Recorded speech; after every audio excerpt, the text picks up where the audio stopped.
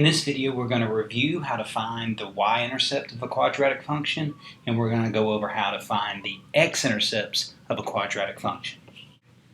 Now, if we remember, a quadratic function will intersect the y-axis at one point, and if it does intersect the y-axis, it's going to intersect it where x is equal to 0. The x component of this will always be 0. So to find the y-intercept, we simply plug in 0 into the quadratic function, and it'll tell us what the y-intercept is going to be. The same is going to happen for the x-intercepts. Look at the x-intercepts. What do we know about these x-intercepts? We know the y part, the y coordinate will always be 0. The y coordinate for this point is 0. The y coordinate for this point is 0. In fact, any point on the x-axis, the y coordinate will be 0. That means if I take a quadratic function like this one right here, to figure out what the x-intercepts are, I need to plug in 0 in this spot right here. The problem then becomes solving this equation right here. Linear equations are solved a certain way.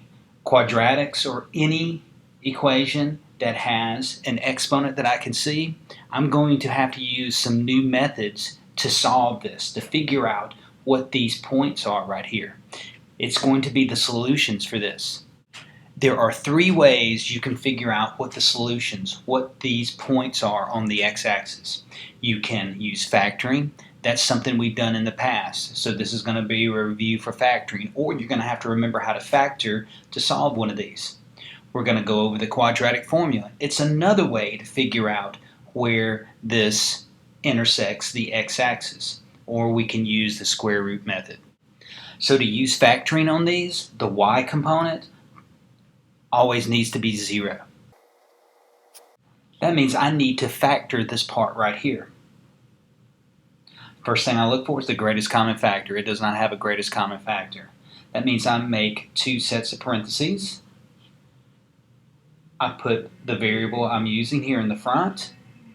I need two numbers right here. These two numbers have to add up to be this middle number and multiply together to give this number on the end. Those numbers are determined like this. Any way I can add or subtract those and get 7? No. Next two factors of 10 are 2 and 5. Any way I can add or subtract these and get 7? Yes. I need to get a positive 7. So it's going to be a positive 2 and a positive 5. What you're going to use next is called the zero product property. What's inside this parentheses and what's inside this parentheses are being multiplied together. And when you multiply them together, you get 0. Thinking about that for a second, that means one of these has to be 0. For you to multiply two things together and get 0, one or both of them need to be 0. So what I'm going to do is this. I'm going to take what's inside the parentheses and I'm going to figure out what values would make this inside the parentheses right here 0.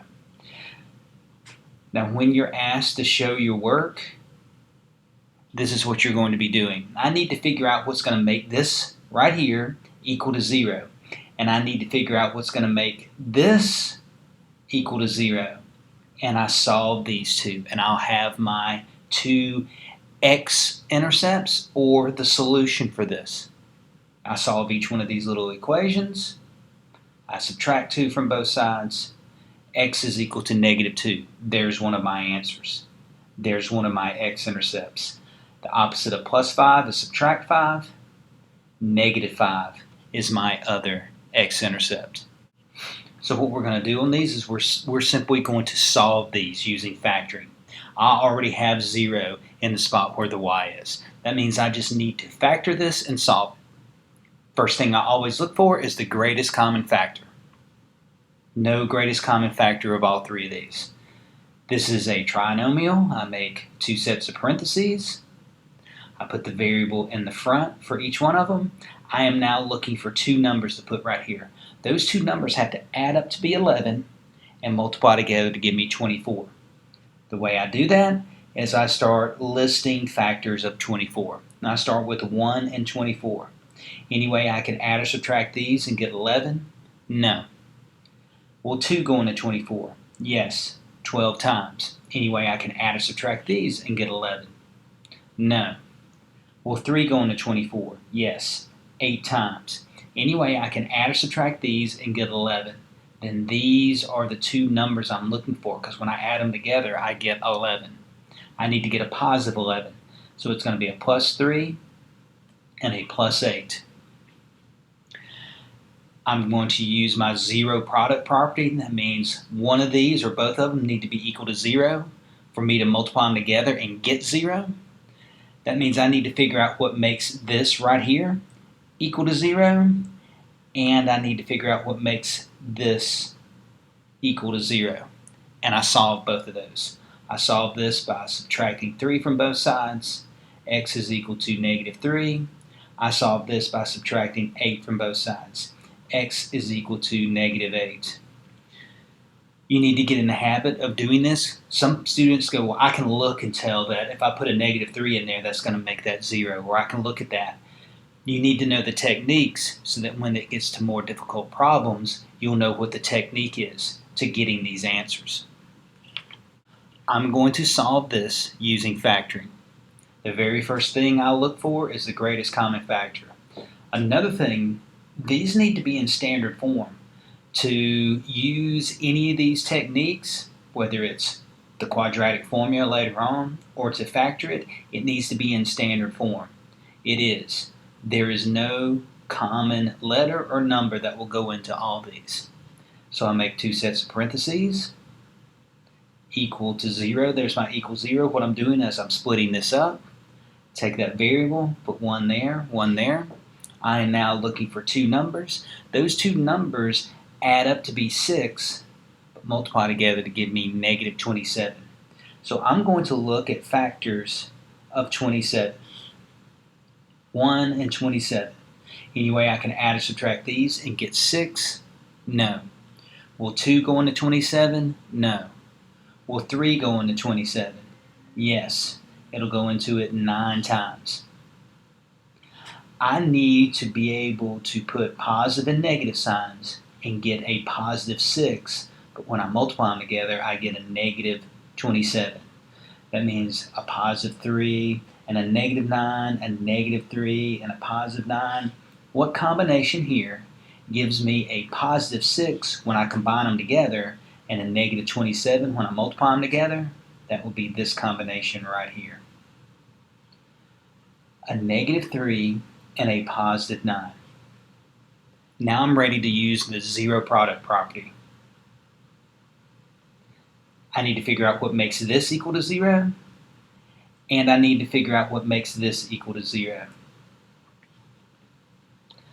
The opposite of subtracting 3, adding 3. X is equal to 3. There's one of my X-Intercepts. Subtract 9 from both sides.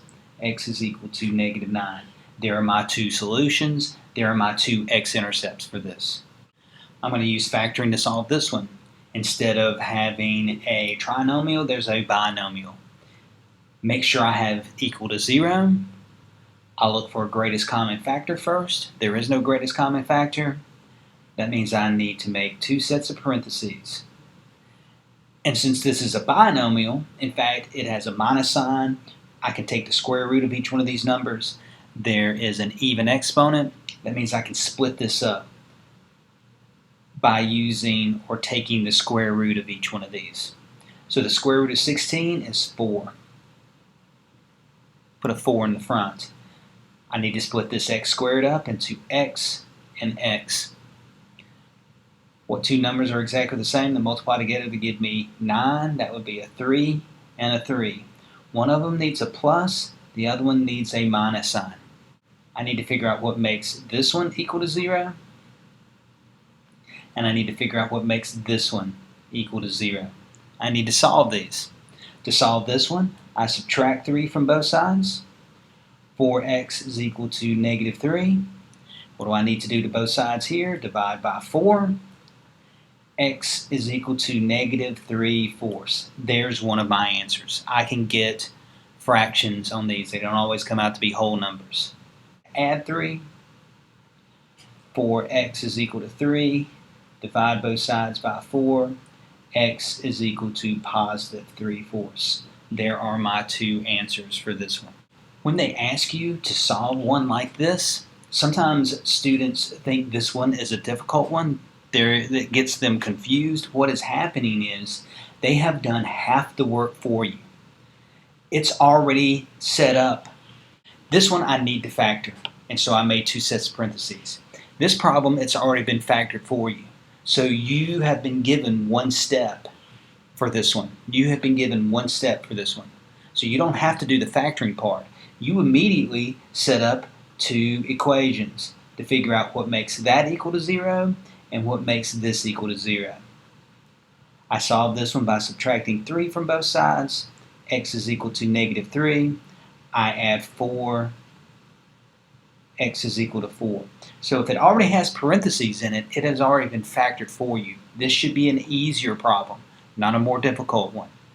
Again, if it has parentheses in it, it's already been factored for you. So not only do you take what's inside the parentheses and set it equal to 0, x plus 10 is equal to 0, you take what's on the outside and set it equal to 0.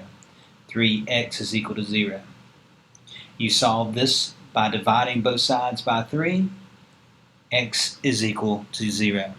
I solved this by subtracting 10 from both sides. X is equal to negative 10. So if it already has parentheses, part of the work has already been done for you. It has already been factored. That means you're going to use your zero product property, set up two equations, and figure out what your two answers are. I'm going to use factoring to solve this one. There's no parentheses. That means I need to factor. I look for a greatest common factor, and it has one, 4x. How do I get what goes inside the parentheses? I divide each one of these by 4x. 4 divided by 4 is 1. X squared divided by x, I have 1x left over. Plus 12 divided by 4 is 3. And x divided by x, those x's cancel out. This has now been factored. I can use my zero product property. That means set what's on the outside equal to 0. Set what's on the inside equal to 0. Solve these two simple equations and I'll have my two answers. Divide both sides by 4. X is equal to 0. How do I solve this one? Subtract 3 from both sides. X is equal to negative 3. I'm going to use factoring to solve this one. Remember, always check the greatest common factor first. 3 is a common factor of all those. I continue to factor this part.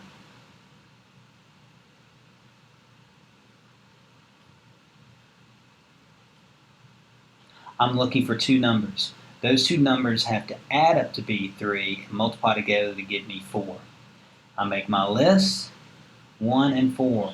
I can get 3 out of those two.